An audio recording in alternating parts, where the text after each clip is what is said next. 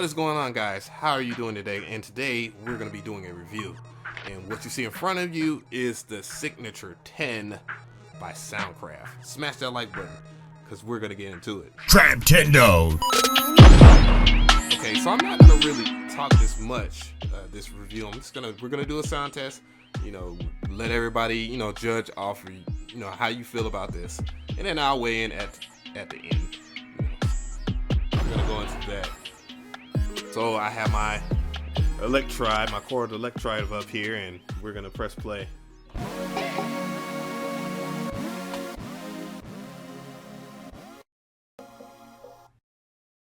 So we're just doing the hardware thing first. And sound test. And like sound effects.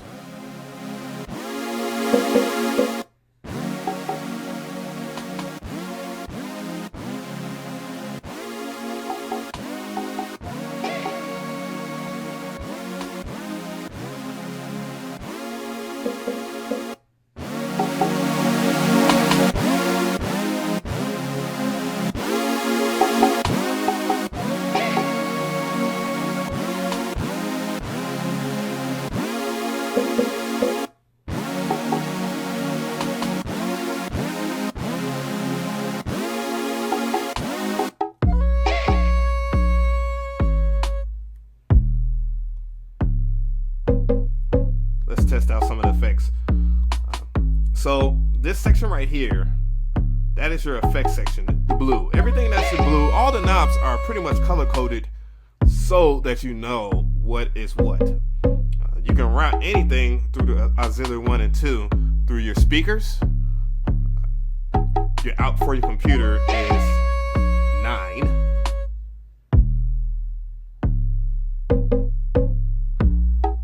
So it's 9 and 10, and then all your analogs right here. So this is your digital. This you can send and return and use analog. Everything that is available on here, like your EQs, which you only have in this particular one. And I just noticed that is this low, mid, and high. So see right there, it's totally different from you having a mid frequency. Speaking of the EQs. Do some EQing.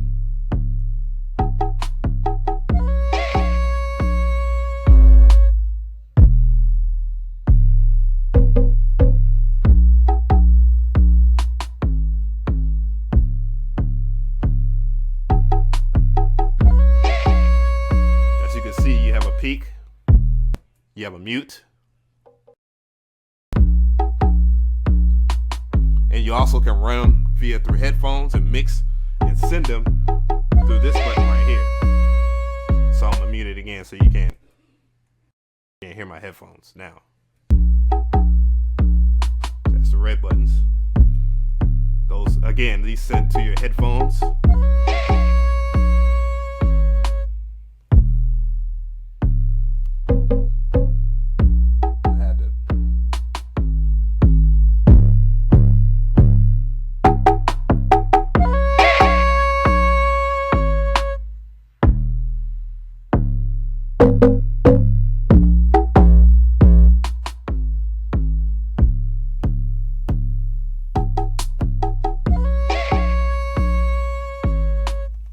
Your gain. You have 2 limiters in track 1 and track 2. So 1, 2, 3, 4 independents, and then 5 and 6 share, 7 and 8 share, 9 and 10 share on the 10.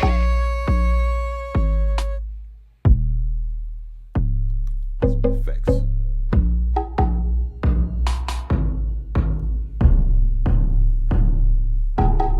That's room.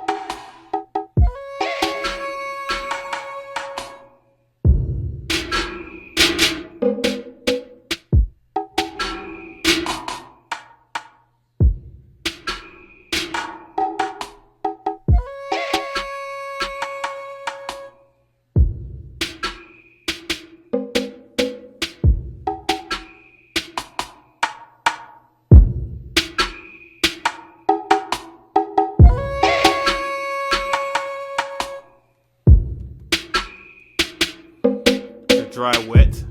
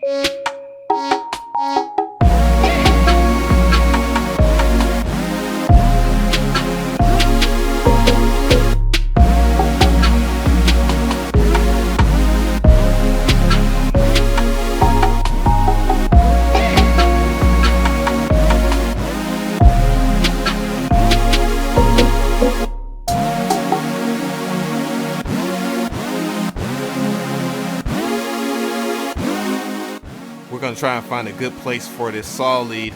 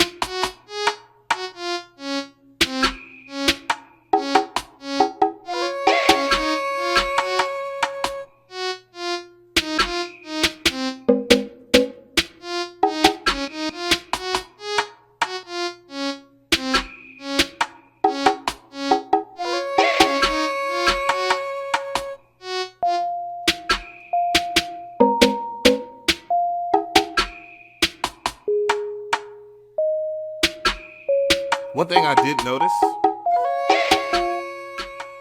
when you're working with this and looking at this meter over here with your digital VU meter, you can actually judge like a lot of the stuff as far as your melodies and stuff go.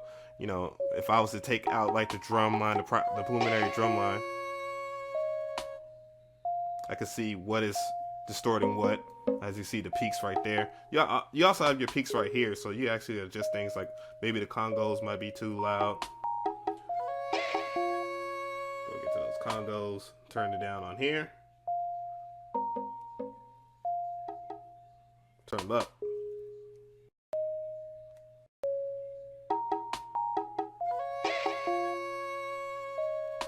Then of course, you know,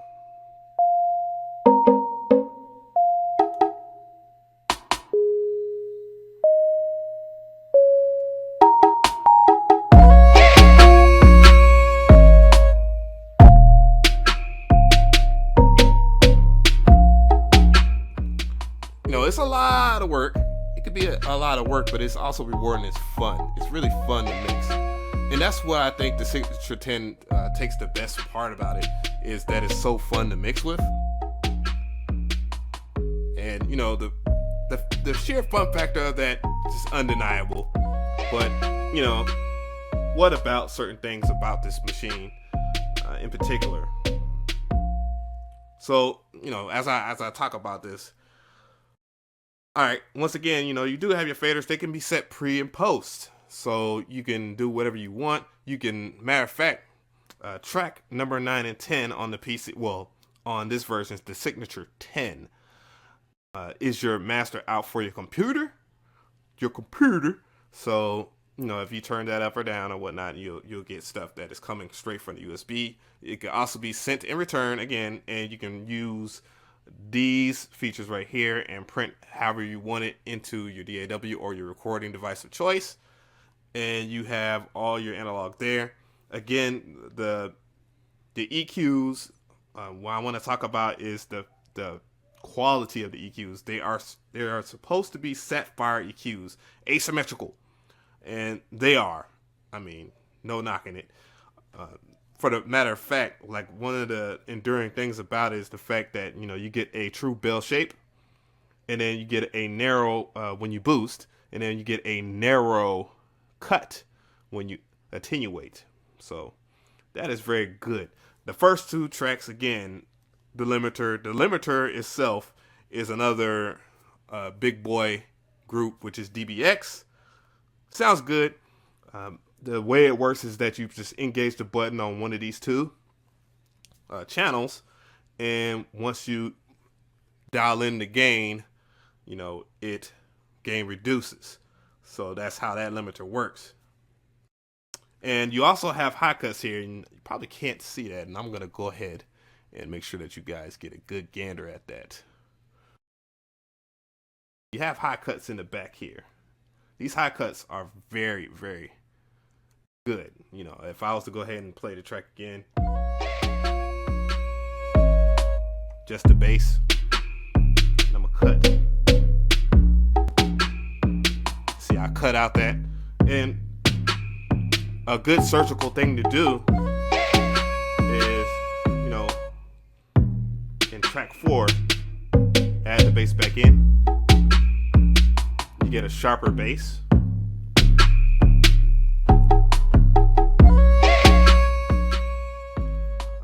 But this thing is really good. I humbly respect what they did with this machine, especially seeing that you can dial in effects and stuff like that.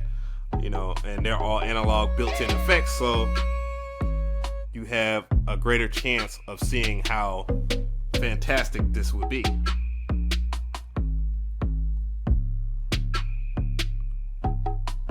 It does have its drawbacks. Of course, all analog gear has its minor drawbacks or whatnot. But however, SoundCraft did not take any shortcuts when they came to building these things.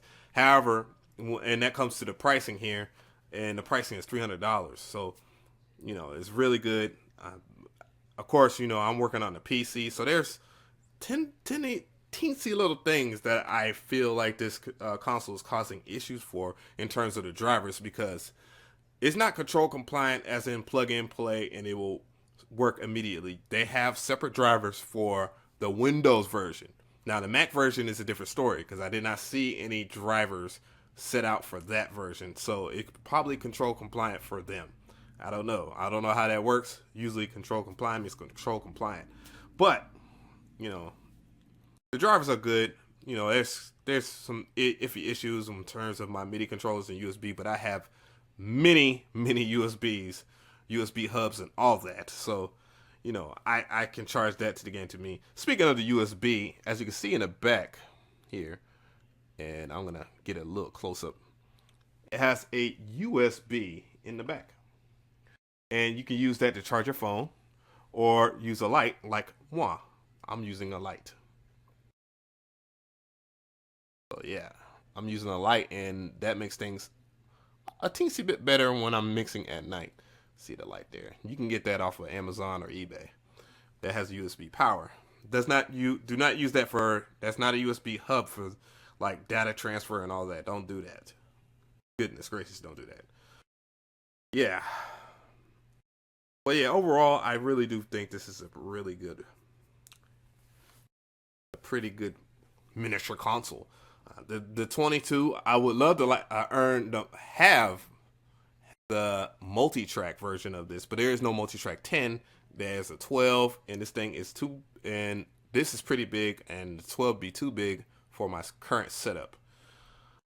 But if I had the room, I would probably spend the money on the 22 multi-track and have the ability of using and sitting and returning on all these tracks instead of just only 9 and 10. And that's how the 10s work. The 10 only can send and return on this master track or the track for your computer, the USB track. But that's fine. There's definitely ways to work around that anyways. Especially, you only have to worry about that for stuff like that you do on the computer. Analog, you get to do what the hell you want. Anyways, yeah, I like this. Thank you so much for your time. I'm DJ Av, and I am out of here. Tell me what you like about this. Would you get one? I am out of here. Traptendo.